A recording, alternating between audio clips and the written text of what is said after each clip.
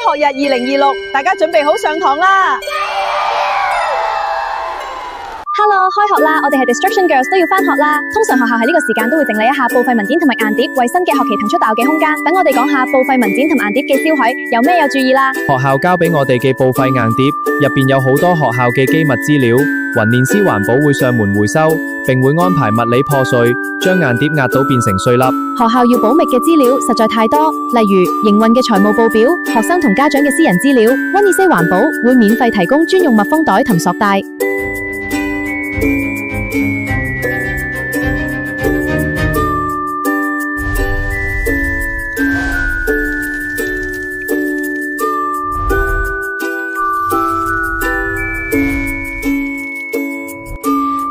我哋係回收女團啊！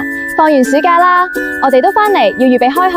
學校會重新加配新嘅電腦啦、打印機啦、投影機啦，填我哋手上呢嘅電子產品啦，記得唔好俾回收箱啊！要揾有4電1腦牌照嘅威斯環保啊！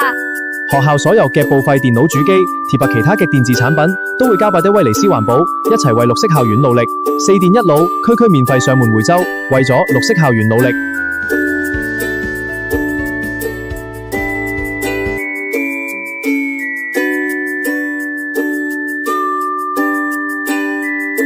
開咗學啦，係咪見到好多報廢嘅雜物呢？